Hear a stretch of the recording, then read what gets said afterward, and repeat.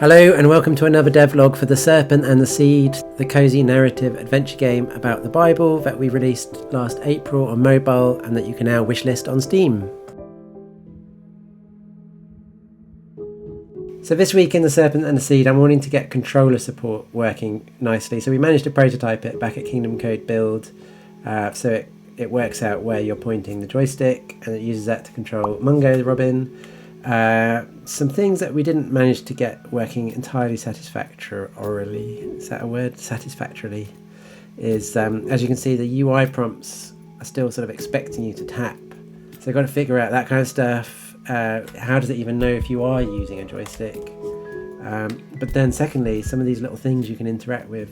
If I was using my finger I could just tap on the butterfly and interact, but we need to make sure you can do that with the controller too. So there's some little problems there. We're going to see how far we can get today.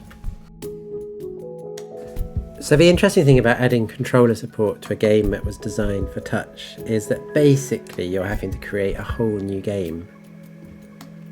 Every little interaction needs to be reimagined for a different control scheme.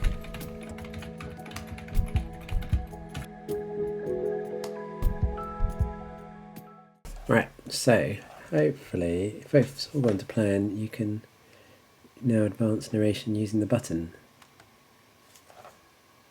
Oh, what happened?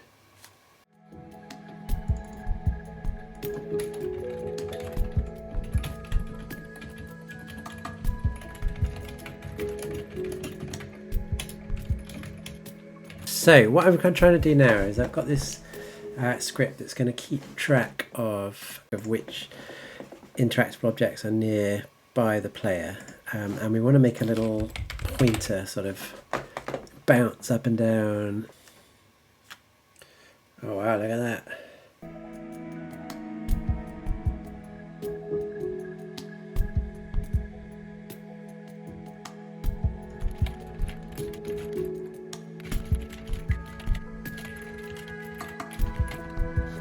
Okay, so it's the end of the first day. I've made some progress, so you can get through the main menu with the controller, which is good. You can move up to Adam, start a conversation with him, and navigate the dialogue. Then when it's time to turn the screen, you can... Okay, I need to fix the UI, but you can press this controller button. So that's good. Where I've got really stuck is this thing that we call a God moment. So you have to, in the phone version, you'd press and hold on this and pull it up. I'm trying to make it that you can press to select and then pull up the joystick, but you might be able to see it sort of flashing. Oh, now it's stuck, which is, of course, because I'm recording it, it's behaving differently, isn't it? It was just sort of temporarily flashing and then immediately vanishing. So it should light up when you press the button, fade back down when you release the button. It's not doing that. I've got to figure out what's going on, but that's where I've got on day one.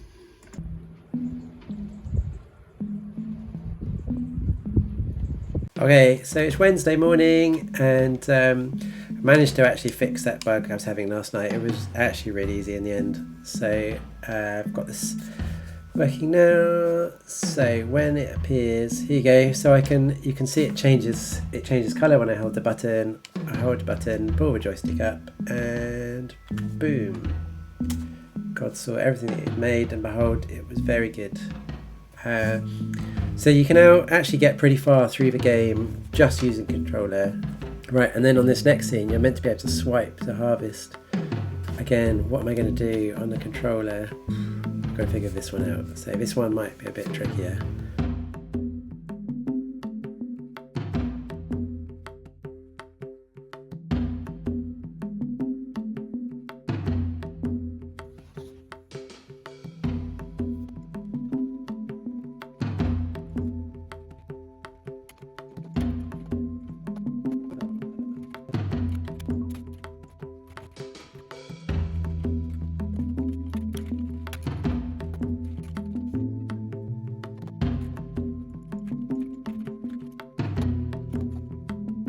Okay, so where I got to this morning is trying to make it work out which input mode you're using. So yeah, so it defaults to thinking you're using the mouse to control because I'm on the desktop. If I were to move the joystick here, it's switched it from mouse to controller.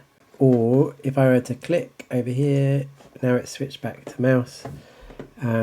Basically what this allows me to do is, it's going to load the game, and it says click to explore because I'm using the mouse. So what I've done is I've created a little customized text by input. So you basically say if it's on mobile with touch, then use this asset string. If it's on mouse, use this, and if it's on controller, use this. And then it customizes the label based upon what your last interaction was. So here it says click to explore because I used the mouse. If I'd launched the game with the controller, it would have said joystick. What I need to do now is load in some actual assets and animations so it can have a nice little kind of mouse graphic to say right click or whatever when it needs to.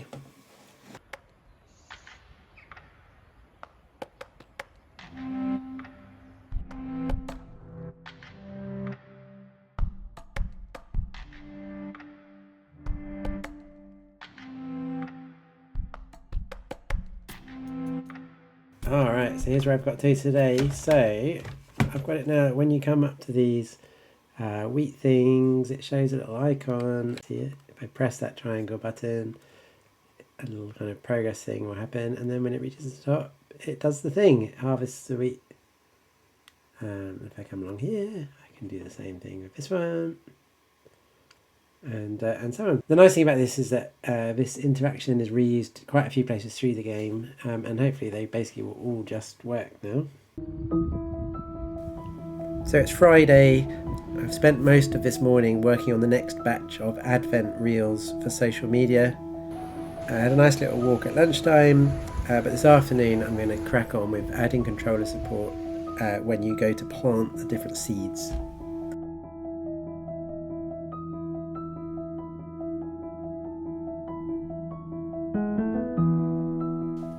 I'd just like to say so much of my week has been spent staring at this progress bar this week, and it has been a little bit frustrating, I will be honest.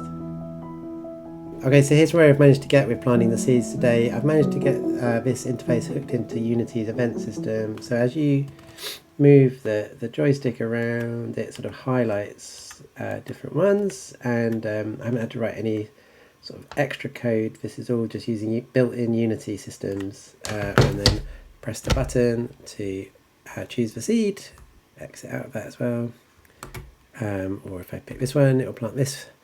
Obviously I've still got to figure out how you drag the seed into the soil, probably with the joystick, and then you have to pull it up. So still plenty to do, but I'm really pleased with where I've got to this week, and it's all of course been building systems. That means it will go much quicker after Christmas. Well, that's me done for this week. If you think you'd enjoy a really chilled narrative adventure based on the Bible, do give the Serpent The Seed a wishlist on Steam, or you can download it right now on iOS and Android. And make sure to give this video a like and subscribe to this channel. Have a great Christmas, everybody.